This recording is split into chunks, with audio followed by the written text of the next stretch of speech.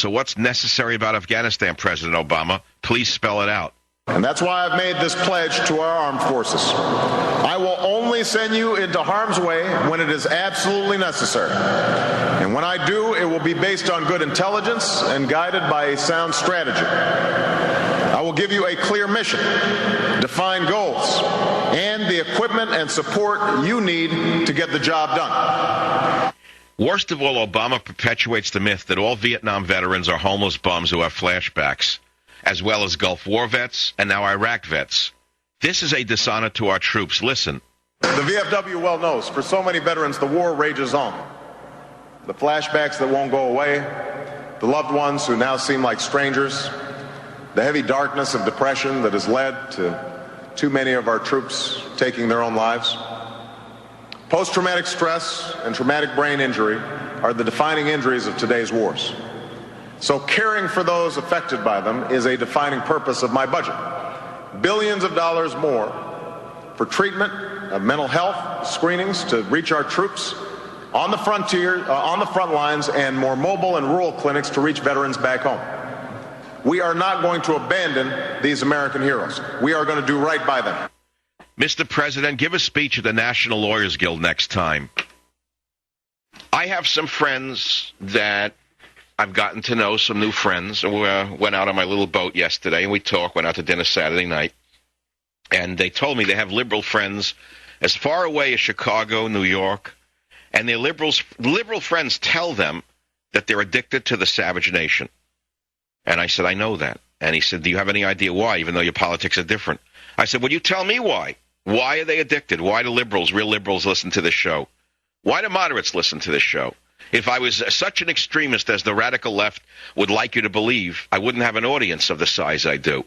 It's because we have to go back to Hemingway to get the answer. Hemingway said that the truth has a certain ring to it. This show apparently rings a certain bell. John Burroughs, 19th century naturalist, one of my early inspirations, wrote, if you bait your hook with your heart, the fish will always bite. Well, I don't call you fish, but I think you understand what I'm talking about. You understand this? Out of the Nazi era and the Soviet era, Michael Savage was found guilty without trial. I have only one way to fight back, and that's you. I need you. I point blank need you. I need you to buy the book, Banned in Britain, for a liberal friend, for a parent, a grandparent, a child. If you want a child to understand what freedom of speech is, you better buy the book. Now, it's not ready yet. It's going to the printer soon. I need to know if you want to get a copy of the first edition, first printing. Yes, I'm hitting it hard. Yes, I'm promoting the book. Yes, I'm self-promoting. Who will? If I am not for myself, who will be? I am banned not only in Britain, my friends, but I'm going to tell you something that should make every liberal listening to this show cry. I am banned on Publishers Row.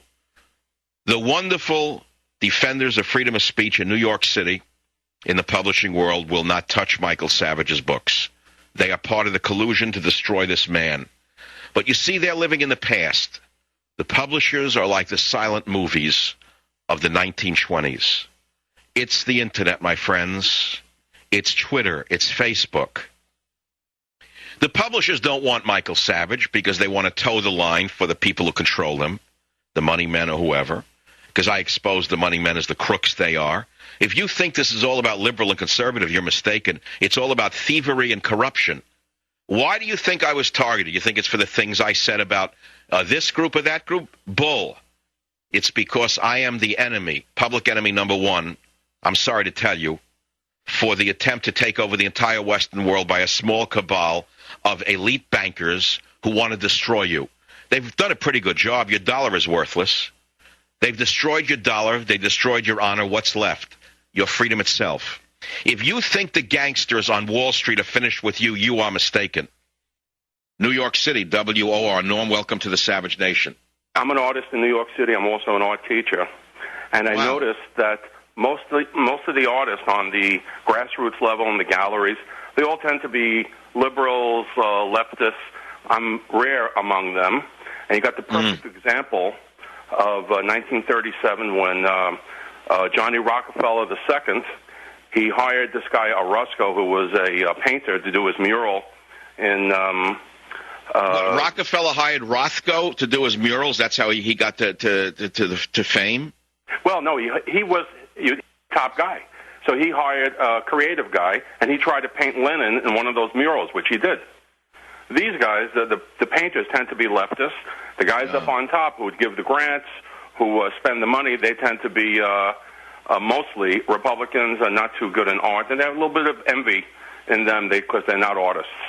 So who runs? Yeah, but why don't the conservatives who have the money demand more from the artistes? Why are all the artistes so left wing? Why is it that they don't understand the basics, which is that when repressive regimes arise, as they have in Venezuela, the artists suffer? Don't they put two and two together that the left today is the danger, that there is no right at all in this country? There's absolutely no right-wing government whatsoever. There's no right-wing waiting in the wings in this country. Where is it? It's gone. The Republican Party isn't the right wing. They're the Republican Party. Absolutely right. The true party of liberation is a party of one. That's what I've been trying to say with my show for these years. A party of none is also a liberation, to not belong to either of these machines. Thanks for the call. Whatever. This is Dr. Dissident Michael Savage, back in a moment. Savage. Borders, language, and culture. You care about these things. I tell you why they're important. The Savage Nation, weekdays 3 till 7 on Talk 910 KNEW.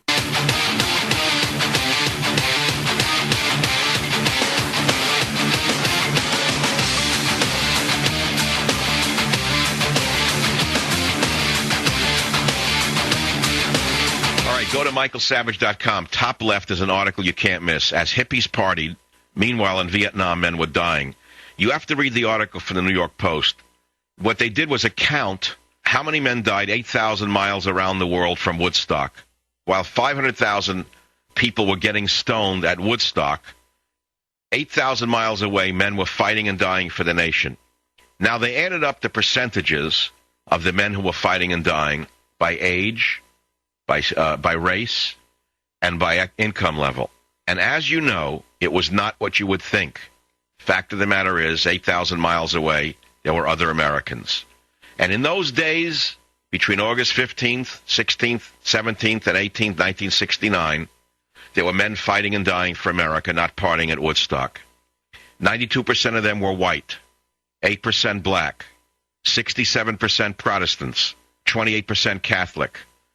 A disproportionate number, more than one-third, hailed from the South. You see, they didn't all come from, well, let's just end it right there.